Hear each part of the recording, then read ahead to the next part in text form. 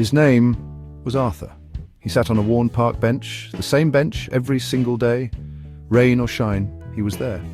The world moved around him. Cars rushed by, people hurried along the sidewalk, laughter and chatter filled the air.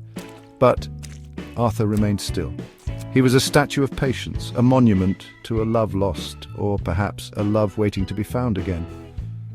His gaze was often distant, fixed on a point only he could see, a memory replaying. He arrived each morning just as the sun began to paint the sky. He would sit, he would watch, he would wait. The newspapers he sometimes held were props. His eyes rarely scanned the headlines. They searched the faces in the crowd. Each woman who passed drew a flicker of attention, a brief spark of hope, then a quiet sigh. It was never her, not yet, but maybe tomorrow. That thought was his constant companion, his silent, hopeful prayer. Years had passed, the seasons turned like pages in a long, slow book. Winter's chill bit at his skin. Summer's heat baked the pavement beneath his feet. The trees around his bench shed their leaves and grew them anew many times over. Children who once toddled past now walked by as teenagers. Still, Arthur waited. His dark hair now streaked with grey, his shoulders a little more stooped, but his resolve remained untouched by time. His presence became a landmark, a quiet fixture in the bustling city. Some people barely noticed him anymore. He was part of the scenery, like the old oak tree that shaded his bench, or the fountain that gurgled nearby.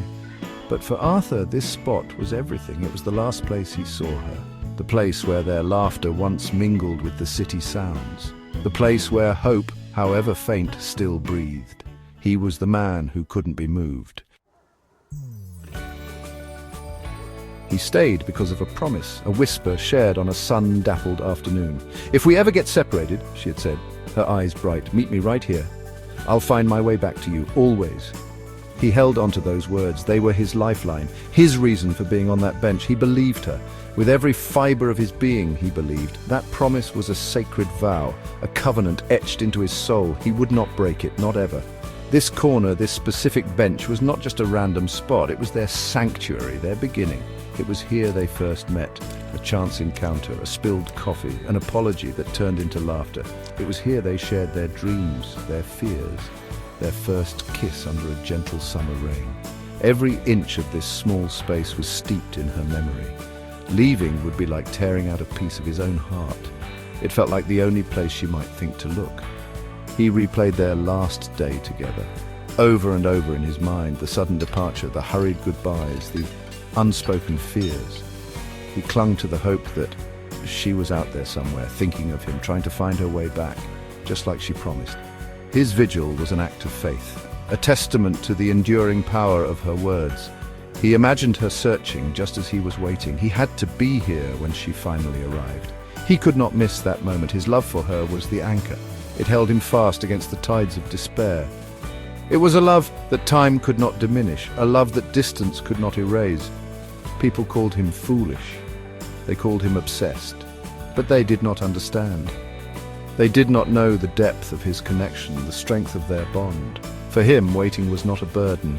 It was an expression of that profound love, the purest form of devotion he knew how to offer. The challenges were many. The cold seeped into his bones during winter. Freezing rain lashed his face. Snow piled up around his solitary bench. He would shiver, pulling his thin coat tighter, but he would not leave his post. Summer brought sweltering heat. The sun beat down mercilessly. Thirst would parch his throat. Yet he endured. He learned to accept small kindnesses. A warm drink from a sympathetic vendor, a blanket left anonymously. These small acts sustained him.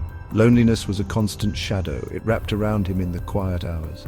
Especially when night fell. The city lights would blur through unshed tears. Doubts would whisper in the darkness. Was he chasing a ghost? Was she even still out there? Had she forgotten? These questions gnawed at him. He fought them back with memories, with the image of her smile, with the echo of her promise. Hope was a fragile shield, but he held it firm. Society often misunderstood. Some passers-by would stare, they would whisper, pointing fingers. A few were cruel. They mocked his vigil. They called him names. The crazy bench man. Police officers had approached him. Social workers had tried to intervene. They urged him to move to a shelter, to get on with his life. He would listen politely. He would thank them for their concern. Then he would quietly refuse. His life was here, waiting. The greatest battle was within himself. The daily struggle against the urge to give up, to walk away from the pain, to find some semblance of a normal life. There were days when despair nearly consumed him, when the bench felt like a prison. But then he would remember her face, her laughter, her unwavering belief in them, and he would find the strength to stay for one more day, and then one more after that. His commitment was a quiet, daily victory. The reactions of those who passed by evolved over time. Initial curiosity turned into a spectrum of emotions. Some continued to view him with pity or scorn. Others, however, began to see something more. They saw a quiet strength, a profound loyalty. Young couples would sometimes pause near his bench. They would look at him, then at each other.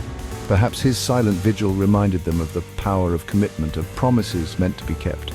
He became an unspoken lesson in love. His few remaining family members had pleaded with him. His sister had cried. His old friends had tried to reason with him. They worried about his health, his sanity. Over the years, their visits became less frequent. Their arguments softened into resigned acceptance. They could not understand his unwavering stance. But perhaps in a small way, some began to respect the depth of the love that fueled it. A love so strong it defied all logic, all reason. His constant presence subtly changed the small corner of the city. It became known as Arthur's Spot. Street vendors knew him. Regular commuters nodded to him. Some local artists even sketched him. He had, unintentionally, woven himself into the fabric of the neighborhood. He was a reminder of a different pace of life, a different set of values. In a world of fleeting connections, his steadfastness was a quiet anomaly, a silent protest against forgetting. Ultimately, Arthur's unwavering commitment spoke of something deep and universal. It was about more than just one lost love. It was about the enduring nature of hope, the incredible strength of the human spirit, the profound capacity for devotion.